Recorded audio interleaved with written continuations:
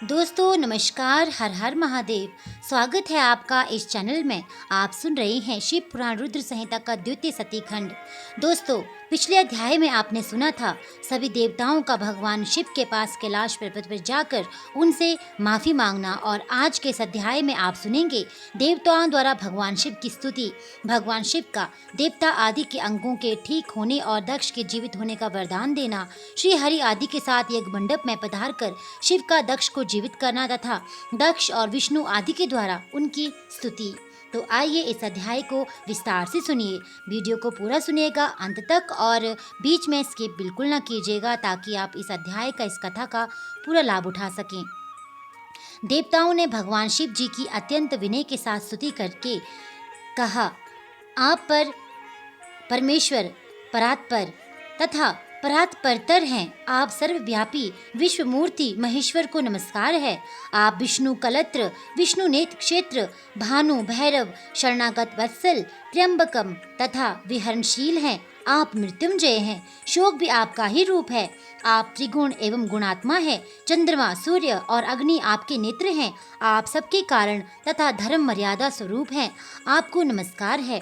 आपने अपने ही तेज से संपूर्ण जगत को व्याप्त कर रखा है। आप निर्विकार, प्रकाशपूर्ण, चिदानंद स्वरूप परम ब्रह्मा परमात्मा है। महेश्वर, ब्रह्मा, विष्णु, इंद्र और चंद्र आदि समस्त देवता तथा मुनि आपसे ही उत्पन्न हुए हैं। चूंकि आप अपने शरीर को 8 भागों में विभक्त करके समस्त संसार का पोषण करते हैं, इसलिए अष्टमूर्ति कहलाते हैं। आप ही सबके आदि कारण करुणामय ईश्वर हैं। आपके भय से ये वायु चलती है। आपके भय से अग्नि जलाने का काम करती है। आपके भय से सूर्य तपता है और आप ही के भय से मृत्यु सब और दौड़ती फिरती है। दया सिंधो महेशान परमेश्वर, प्रसन्न होइए। हम नष्ट और अचेत हो रहे हैं, अतः सदा ही हमारी रक्षा कीजिए। नाथ करुणानिधे शंभो, आपने अब तक नाना प्रकार की आपत्तियों से जिस तरह हमें सदा सुरक्षित रखा है, उसी तरह आज भी आप हमारी शीघ्र रक्षा कीजिए। नाथ दुर्गेश, आप शीघ्र कृपा करके इस अपूर्ण यज्ञ का और प्रजापति दक्ष का भी उद्धार कीजिए। भाग्य को अपनी आंखें खुल मिल जाएं, यजमान दक्ष जीवित हो जाए, पूषा के दांत जम जाएं और भृगु की दाढ़ी मूछ पहले जैसी ही हो जाए। शंकर आयुधों और पत्थरों की वर्षा से जिनके अंग भंग हो गए हैं, उन देवता आदि पर आप सर्वथा अनुग्रह करें, जिससे उन्हें संपूर्ण आरोग्य लाभ हो। नाथ, यज्ञ कर्म पूर्ण होने पर जो कुछ शेष रहे, वह सब आपका पूरा पूरा भाग हो, उसमें और कोई हस्तक्षेप न करे। रुद्रदेव, आपके भाग से ही यज्ञ पूर्ण हो, अन्यथा नहीं। ऐसा कहकर मुझ ब्रह्मा के साथ सभी देवता अपराध क्षमा कराने के लिए उद्यत हो हाथ जोड़कर भूमि पर दंड के समान पड़ गए। ब्रह्मा जी कहते हैं, नारद, मुझ ब्रह्मा, लोकपाल, प्रजापति, मुनियों सहित श्रीपति विष्णु के अनुनय विनय करने पर परमेश्वर शिव प्रसन्न हो गए। देवताओं को आश्वासन दे हंसकर उन पर परम अनुग्रह करते हुए करुणा निधान परमेश्वर शिव ने कहा। श्री महादेव जी बोले, सुरश्रेष्ठ ब्रह्मा और विष्णुदेव, आप दोनों सावधान होकर मेरी बात सुने। मैं सच्ची बात कहता हूँ। तात, आप दोनों भी सभी बातों को मैंने सदा माना है। दक्ष के यज्ञ का यह विध्वंस मैंने नहीं किया। दक्ष स्वयं ही दूसरों से द्वेष करते हैं।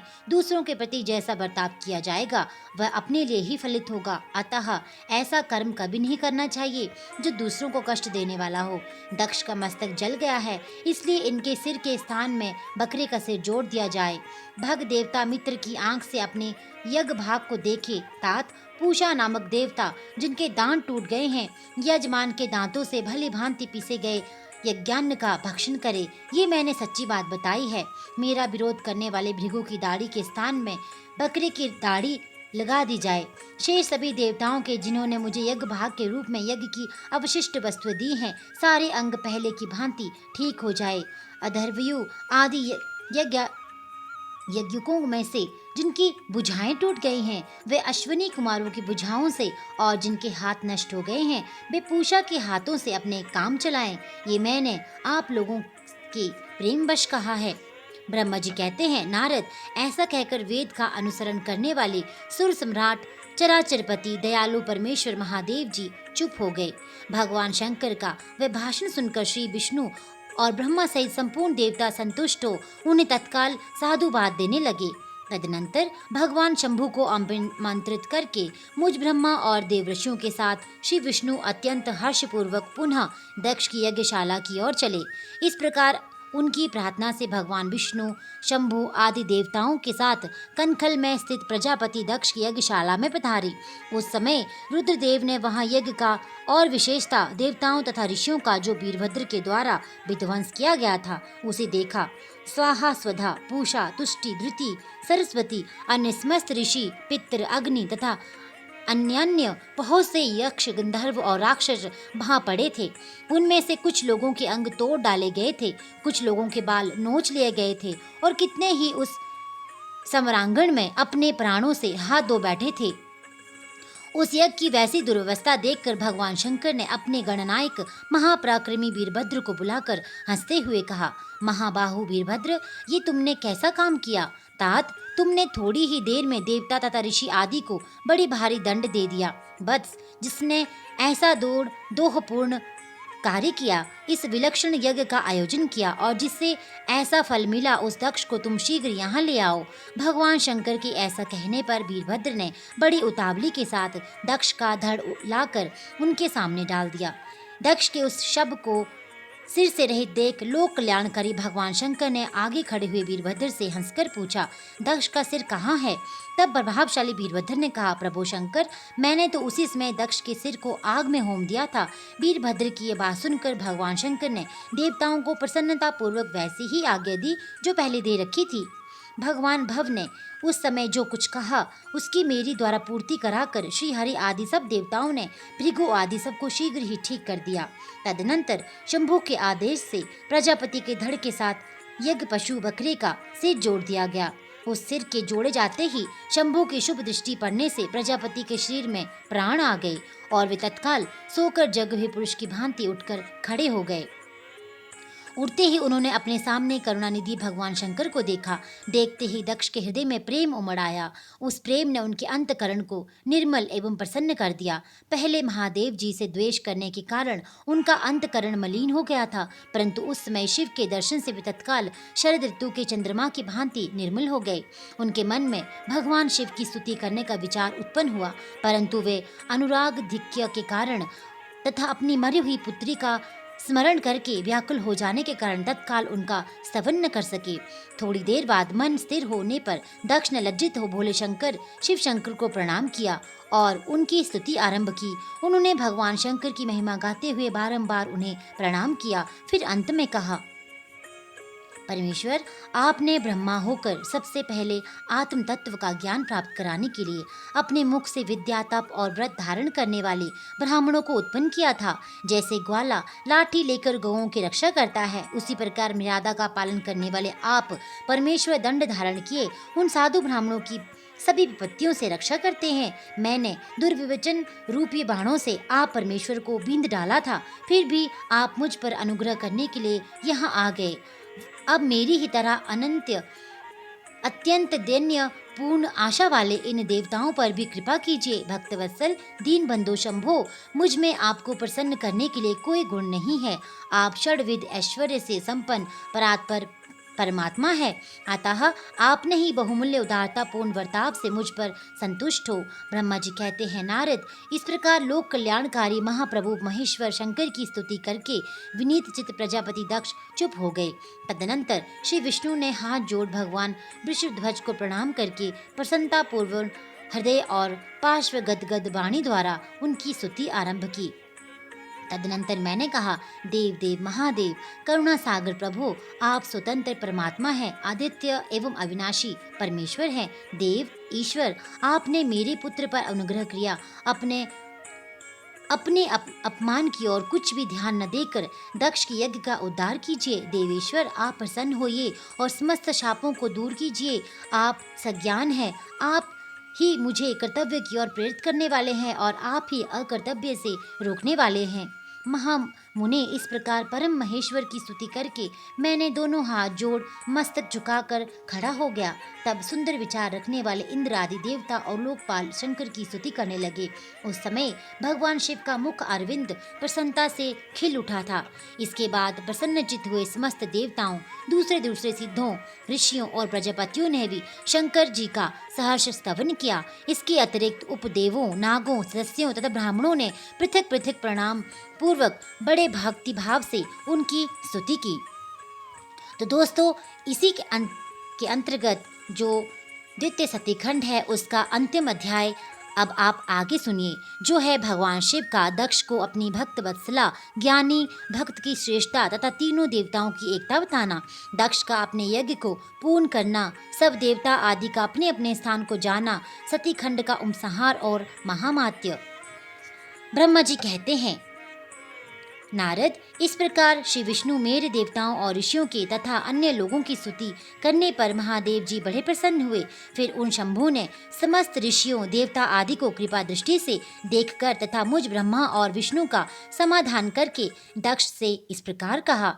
महादेव जी बोले, प्रजापति दक्ष, मैं जो कुछ कहता हूँ सुनो। मैं तुम पर प्रसन्न हूँ। यद्यपि मैं सबका ईश्वर और स्वतंत्र हूँ, तो भी सदा ही अपने भक्तों के अधीन रहता हूँ।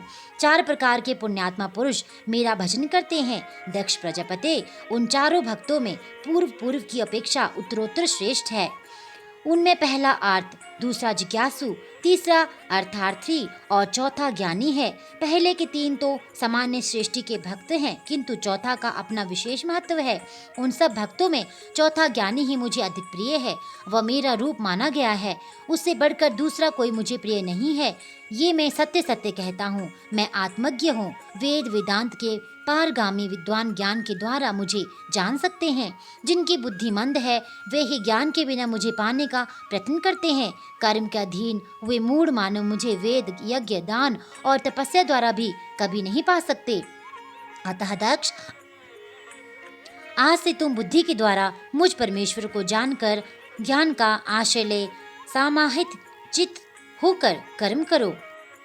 प्रजापति, तुम उत्तम बुद्धि के द्वारा मेरी दूसरी बात भी सुनो। मैं अपने सगुण स्वरूप के विषय में भी इस गोपनीय रहस्य को धर्म की दृष्टि से तुम्हारे सामने प्रकट करता हूँ। जगत का परम करुणा रूप मैं ही ब्रह्मा और विष्णु हूँ। मैं सबका आत्मा, ईश्वर और साक्षी हूँ। स्वयं प्रकाश तथा निर्विशेष हूँ। मुने, अपनी त्रिगुणात्मिकता माया को स्वीकार करके मैं ही जगत की सृष्टि, पालन और संहार करता हूँ। उन क्रियाओं के अनुरूप ब्रह्मा, विष्णु और रुद्र नाम धारण करता हूँ। उस आदित्य भेद रहित केवल विशुद्ध मुझ पर ब्रह्मा परमात्मा ही अज्ञानी पुरुष ब्रह्मा, ईश्वर तथा अन्य समस्त जीवों को भिन्न रूप से देखता है। जैसे मनुष्य अपने सिर और हाथ आदि अंगों में ये मुझसे भिन्न है ऐसी परकीय बुद्धि कभी नहीं करता, उसी तरह मेरा भक्त प्राणी मात्र में मुझे भिन्नता नहीं देखता। दक्ष, मैं ब्रह्मा और विष्णु तीनों स्वरूपतः एक ही तथा हम ही संपूर्ण जीव रूप हैं ऐसा समझकर जो हम तीनों देवताओं में भेद नहीं देखता वही शांति प्राप्त करता है। जो नराधम हम तीनों देवताओं में भेद बुद्धि रखता है वह निश्चय ही जब तक चंद्रमा और तारे रहते हैं तब तक नरक में निवास करता है। दक्ष, यदि कोई विष्णु भक्त मेरी निंदा करेगा और मेरा भक्त होकर विष्णु की निंदा करेगा तो तुम्हें दिए हुए पूर्वोक्त सारे शाप उन्हीं दोनों को प्राप्त होंगे और निश्चय ही उन्हें तत्व ज्ञान की प्राप्ति नहीं हो सकती। ब्रह्मा जी कहते हैं, मुने, भगवान महेश्वर के इस सुखदायक वचन को सुनकर सब देवता, मुनि आदि को उस अवसर पर बड़ा हर्ष हुआ। कुटुंब सहित दक्ष बड़ी प्रसन्नता के साथ शिव भक्ति में तत्पर हो गया। वे देवता आदि भी शिव को सर्वेश्वर जानकर भगवान शिव के भजन में लग गए। जिसने जिस प्रकार परमात्मा शंभु की स्तुति की थी उसे उसी प्रकार संतुष्ट हुए शंभु ने वर दिया। मुने, तदनंतर भगवान शिव की आज्ञा पाकर प्रसन्नचित हुए शिव भक्त दक्ष ने शिव के ही अनुग्रह से अपना यज्ञ पूरा किया। उन्होंने देवताओं को तो यज्ञ भाग दिए ही शिव को भी पूर्ण भाग दिया, साथ ही ब्राह्मणों को दान दिया। इस तरह उन्हें शंभु का अनुग्रह प्राप्त हुआ। इस प्रकार महादेव जी के उस महान कर्म का विधि पूर्वक वर्णन किया गया। प्रजापति ने ऋत्विजों के सहयोग से उस यज्ञ कर्म को विधिवत समाप्त किया। मुनीश्वर, इस प्रकार परम ब्रह्मा स्वरूप शंकर के प्रसाद से वह दक्ष का यज्ञ पूरा हुआ। तदनंतर सब देवता और ऋषि संतुष्ट हो भगवान शिव के यश का वर्णन करते हुए अपने अपने स्थान को चले गए। दूसरे लोग भी उस समय वहां से सुखपूर्वक विदा हो गए। मैं और श्री विष्णु भी अत्यंत प्रसन्न हो भगवान शिव के सर्व मंगलदायक सुयश का निरंतर गायन करते हुए अपने अपने स्थान को सानंद चले आए। सत्पुरुषों के आश्रयभूत महादेव जी भी दक्ष से सम्मानित हो प्रीति और प्रसन्नता के साथ गणों सहित अपने निवास स्थान कैलाश पर्वत की ओर चले गए। अपने पर्वत पर आकर शंभु ने अपनी प्रिया सती का स्मरण किया और प्रधान प्रधान गणों से उनकी कथा कही। इस प्रकार दक्ष कन्या सती यज्ञ में अपने शरीर को त्याग कर फिर हिमालय की पत्नी मैना के गर्भ से उत्पन्न हुई, ये बात प्रसिद्ध है। फिर वहां तपस्या करके गौरी शिवा ने भगवान शिव का पति रूप में वर्ण किया। वे उनके वामांग में स्थान पाकर अद्भुत लीलाएं करने लगी। नारद, इस तरह मैंने तुमसे सती के परम अद्भुत दिव्य चरित्र का वर्णन किया है, जो भोग और मोक्ष को देने वाला तथा संपूर्ण कामनाओं को पूर्ण करने वाला है। ये उपाख्यान पाप को दूर करने वाला, पवित्र एवं परम पावन है। स्वर्ग, यश तथा आयु को देने वाला है तथा पुत्र पौत्र फल प्रदान करने वाला है। तात, जो भक्तिवान पुरुष भक्तिभाव से लोगों को यह कथा सुनाता है, वह इस लोक में संपूर्ण कर्मों का फल पाकर परम लोक में परम गति को प्राप्त कर लेता है। तो दोस्तों, यहाँ पर ही रुद्र संहिता का सती खंड संपूर्ण होता है। उम्मीद करती हूँ आपने इन सभी अध्यायों का पूरा लाभ उठाया होगा। और अगर आप चाहते हैं आगे के अध्याय सुनना, तो इसके लिए आप इस चैनल के साथ जुड़े रहिए। चैनल को लाइक, सब्सक्राइब और शेयर करना बिल्कुल ना भूलिएगा। साथ ही साथ अगर आप इस चैनल के साथ नए जुड़े हैं, आज ही पहली बार आपने ये वीडियो सुना है, तो वीडियो को सब्सक्राइब कर लीजिए, बेल आइकन के बटन को दबा दीजिए ताकि आपको आगे आने वाले खंड को भी सुनने को मिल सके। दोस्तों, आगे आने वाले अध्याय में आप सुनेंगे रुद्र संहिता का तृतीय पार्वती खंड, और इसमें आप सुनेंगे हिमालय की स्थावर जंगम द्विविध स्वरूप एवं दिव्यत्व का वर्णन और मैना के साथ उनका विवाह तथा मैना आदि को पूर्व जन्म में प्राप्त हुए सनकादि के शाप एवं वरदान का कथन। तो दोस्तों, इस चैनल के साथ जुड़े रहिए। आपका दिन शुभ हो। हर हर महादेव।